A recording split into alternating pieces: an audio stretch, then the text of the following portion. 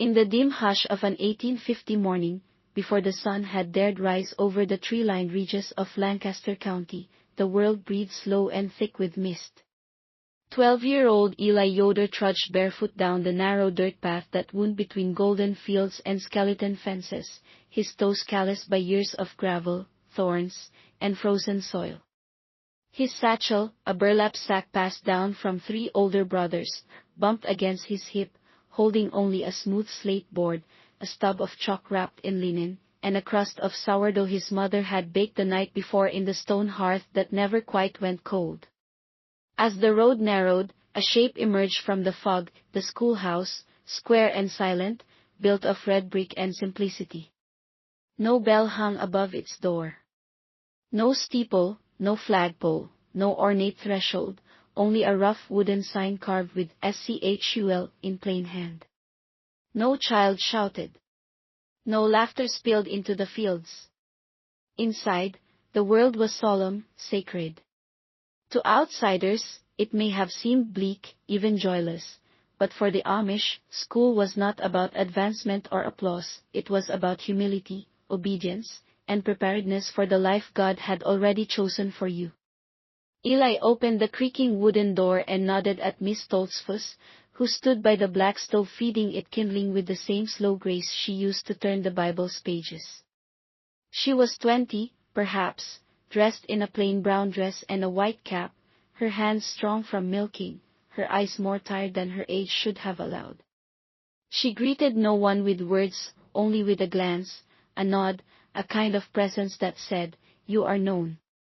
One by one, other children filtered in, shedding their damp cloaks and sitting in perfect rows at long wooden benches. No assigned seats, yet every child knew where to go. Levi Zook, the bishop's son, took his place at the far end of the room, his eyes already locked on the map ABO. VE the chalkboard, the world rendered in colors they were never meant to understand. America, Europe, the oceans between. None of those mattered, not here. Here, only scripture and work mattered. The day began, not with a pledge, but with a psalm recited softly from memory. Then came reading, verses first, then copying English sentences slowly, as if the language itself carried a hidden weight. Eli's chalk scratched out words like obedience, charity, and submission, while Levi lingered over freedom, journey, and question. Miss Stoltzfus noticed. She noticed everything, how Rachel Lapp fidgeted too much when reciting, how Jacob gripped his pencil like a weapon, how Levi tilted his head when she spoke of the English, those who live beyond the ordnung, the sacred rules that kept the Amish apart, pure, and protected. The schoolhouse had only one room, no partitions, no divisions by age. 8-year-olds and 16-year-olds alike sat shoulder to shoulder, all learning the same moral arithmetic. You did not ask, why? You asked, what can I do better? When recess came, not playtime, but a fresh air hour, the boys stepped outside to gather firewood, and the girls helped Miss Stoltzfus fold clean linens or tidy the shelves. No shouting, no running, no games. Work was the reward.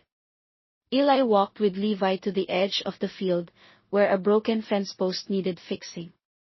There, under the heavy sky, Levi spoke low.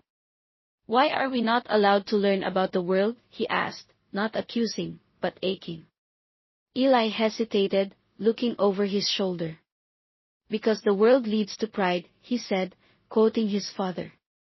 And pride leads to ruin. But Levi pressed on, his eyes fierce. If we never know what's out there, how do we know we're right? The question hit Eli like a stone in the stomach. It wasn't rebellion, not yet, it was hunger. That evening, as the sun sank into the hills and the fields turned to bronze, Miss Stoltzfus wrote in her private journal by candlelight.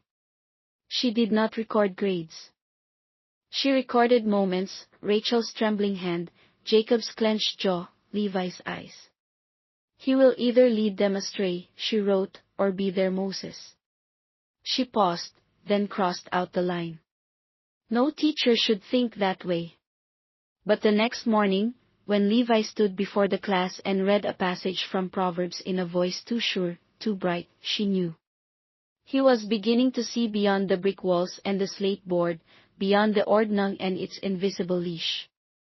And she feared for him, not because he was wrong, but because he was right too early. She had once asked the same questions. Once. Long ago. Before the elders reminded her what obedience cost. Now she watched as Levi walked to his bench, spine straight, head high. She saw the fire behind his plain clothes. And she remembered what it felt like to wonder. The first sound Miriam Miller heard each morning wasn't the rooster's crow or the crack of sun against the window, it was the hollow, bone-deep clank of the wooden pails hitting the cellar floor as her father prepared for another day of work that would never end and never change, a day identical to the one before and the one before that, going back generations, stitched together by sweat, obedience, and a kind of quiet dignity that was both burden and birthright. She was only 9, but her steps were already firm, her hands already calloused, and her eyes already holding that distant, amber-colored stare the Amish called stillness but which sometimes looked more like exhaustion. Her dress, hand-sewn by her mother from unpatterned brown fabric, swung around her ankles as she carried the milk pails from the barn to the cool earthen cellar, her arms straining against the sloshing weight, the smell of hay and old wood mixing with the early tang of manure that clung to everything like fog. Her older brother Jonas, now 11, was already in the fields, dragging a plow beside their father, each furrow a hymn sung into the soil, their bodies moving in a rhythm older than any written song. The sun hadn't yet broken the horizon, but the animals had already been fed, the chickens freed, the goats milked, and the loaves for market tucked into rough cloth and loaded onto the buggy. There was no reward for rising early, no break for youth, no acknowledgement of growing bones or aching muscles, only the unspoken expectation that a child's worth was measured in what they could carry, fix, sew, or preserve. For Amish children in 1850, labor was not punishment. It was identity. You were what your hands could make, what your back could endure, what your silence could accept. Miriam's fingers had learned to weave baskets before they had ever touched a book, and she could embroider linen with eyes closed, but she had never once drawn a picture that wasn't of a flower or a chicken or a house, never once imagined something that hadn't already existed within the ordnung. By mid-morning, the sweat clung to her temples like a second cap, and her arms trembled from the repeated lifting of heavy lids from barrels of pickled beets. Still, no complaint left her lips. That wasn't the Amish way. Suffering, when done silently, was seen as sacred. To cry out was to interrupt the balance God had arranged. When her fingers bled from splinters or the soap stung her open cuts, her mother would only nod and offer a small strip of cloth or a whisper of prayer. It wasn't cruelty, it was belief, passed down as surely as her father's tools. Jonas had injured his arm 2 weeks prior when the mule bucked during a hauling, his shoulder twisted and swollen, but he said nothing except that it felt fine, and even when his breath hissed through gritted teeth as he tried to lift the yoke, no one questioned his strength because strength wasn't a matter of health but of will. There we no doctor visits, no ice packs, no days off, just the next task. And the next. By afternoon, the sun carved long golden spears through the clouds, and the fields shimmered with heat as Jonas and Miriam worked side by side to haul feed and stack firewood near the smokehouse, their father silently watching, offering no praise, only a grunt of approval when the stacks didn't tumble. Inside the house, their mother churned butter with the speed and patience of a metronome, her eyes never straying from the motion, her mind, perhaps, on supper or prayer or nothing at all. The silence between chores was not empty, it was heavy with meaning. Everything meant something, the way one tied a knot, the way one greeted an elder, the way one bowed the head even in solitude. Late in the day, rain began to fall, not a gentle mist but a hard, slicing downpour that turned the earth into muck. The buggy had to be moved under shelter, and the livestock gathered, but the fields were still unfinished. Miriam slipped as she carried a barrel of feed, her legs giving out, her small frame crumpling beneath the sudden weight and the suction of the mud. For a moment, she lay there, face pressed into the earth, breath heaving, and then her mother was beside her, kneeling, lifting her not with panic but with precision, brushing mud from her eyes, whispering a prayer as if it were a lullaby. A sip of buttermilk, a stroke of her damp hair, and that was all. No crying. No fury. Only the silent transaction of strength, one woman's come handed to a girl who would one day become her. That night, the family sat around the oil lamp, the children sewing or sharpening tools, the parents reviewing accounts in a small leather ledger. Jonas rubbed his shoulder but said nothing until the quiet had stretched too long. "Why don't the men we serve ever serve us?" he asked, not loudly, not rebelliously, just wonderingly. The words landed like a stone drop in water. Their mother looked up. Their father paused, pencil in mid-mark. Miriam looked at Jonas with wide eyes, unsure whether to admire or fear him. No one answered. Not because they didn't hear, but because they did. The Amish did not speak of fairness or reciprocity, they spoke of duty. Service was the shape of faith, not the exchange of favors. But Jonas's question hung there, undisturbed, like smoke from the oil lamp, curling around the beams of the house and lodging in the corners of Miriam's heart. That night, long after the lantern was extinguished and the house wrapped in sleep, she stared at the ceiling, hearing the storm still whisper against the windows. Her arms ached, her back throbbed, but her mind was sharper than ever. She thought of her brother's question, and of her own silent answers. She wondered, not for the first time, if God noticed how tired children became while proving they were worthy. She did not yet rebel. She did not yet question aloud.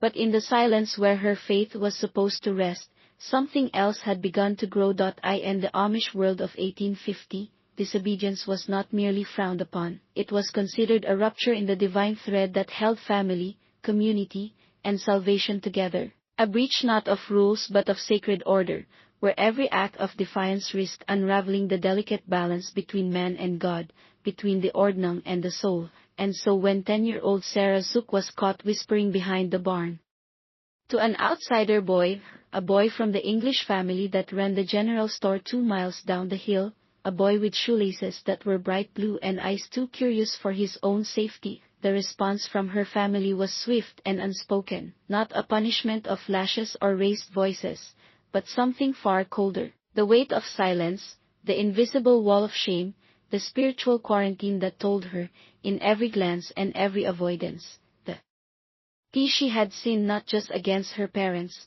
but against the body of Christ itself.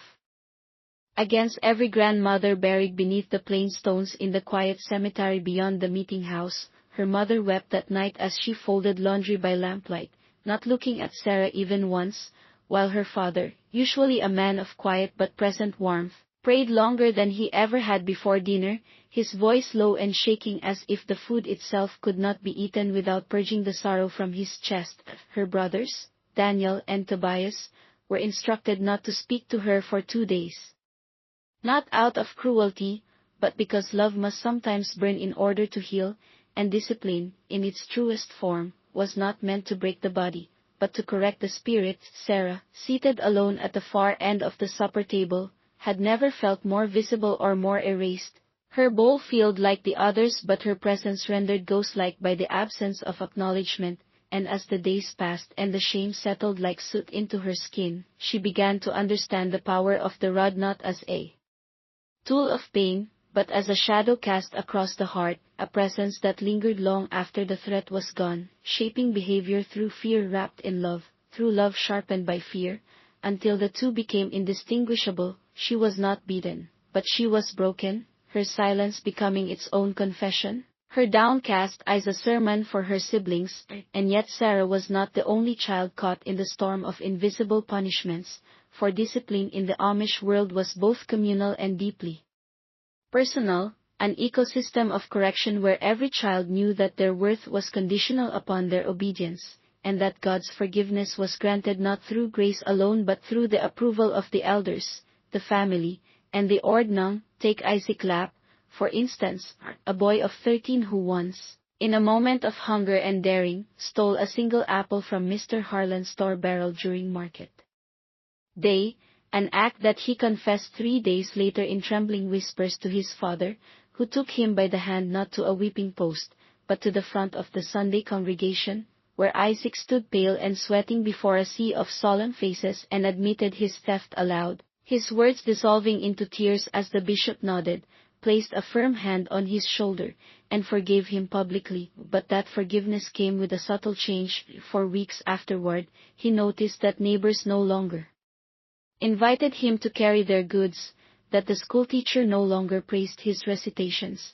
and that even the dogs seemed to sense something different in him, as though sin left a scent that could not be washed away by water or prayer. And yet, amid this heavy machinery of spiritual enforcement, something else stirred in the hearts of the boldest children, not rebellion in the fiery, English sense, but a tremor of doubt, a question that refused to be buried beneath hay bales or boiled away in the pot of morning stew. Children like Jonah Miller, who had asked why men who preached humility demanded such perfect obedience from the smallest among them, or like Sarah herself, who began to wonder, silently, whether the love of God could be so easily revoked, so easily withheld. And then there was Levi Zook, the bishop's own son, whose questions ran deeper and darker than most, whose quiet resistance had taken the form of curiosity, harmless at first, like a leaf floating against a stream's current, but growing into something more dangerous, like a root system pressing against the foundation of the house. Levi had seen the maps in school, had read the names of cities and continents he was never meant to visit, had felt something awaken inside him when he read aloud the word liberty, and though he spoke carefully, always aware that his father's gaze was never far, the heat in his voice betrayed him whenever he read scripture aloud, as if the words were not only sacred, but negotiable. Miss Stoltzfus, the schoolteacher, saw it too, saw how his eyes flickered when she spoke of duty, how his fingers tensed when she praised humility, and in her private journal, she had written once, and only once, "He is the child I once was," before scratching it out, knowing too well that such thoughts were as dangerous as dancing or vanity, for even the longing to question was a sin in seed form. And so these children grew up beneath the long shadow of the rod, not always wielded, but always visible, a symbol carved into the walls of the schoolhouse, the beams of the barn, the soft tones of family prayer. And that shadow followed them, shaped them, marked them, until even the most mundane gestures, folding linens, pulling weeds, carrying milk, were loaded with spiritual consequence. And when they failed, even slightly, the correction came not in fury but in distance, in the quiet withdrawal of affection, a punishment more piercing than any belt. And yet, for all this discipline, for all the carefully constructed mechanisms of obedience, something was changing beneath the surface, something generational, something subtle and slow but irreversible, a shift not of rebellion but of reinterpretation. A quiet revolution housed in the hearts of children who had been told all their lives that their purpose was to conform, to obey, to kneel, and yet who, when alone, dared to dream of standing. And so Jonah, Sarah, and Levi each carried within them a question, a private, pulsing defiance that never made it to their lips, but burned in their thoughts. When the fields were empty and the house lay sleeping, Sarah began to write letters in her mind to the outsider boy, imagining what she would say if she could speak freely. Jonah began to count the labor hours he performed and imagined what might happen if he refused, even for one day. And Levi began to copy the map in secret onto small scraps of wood, tracing the borders of lands he could never visit, but longed to know. And in this way, beneath the shadow of the rod, a new kind of child was being born, not one who would throw off their community in anger, but one who might someday walk away quietly, not because they hated what they had been given, but because they had begun to glimpse the weight of what had been taken away.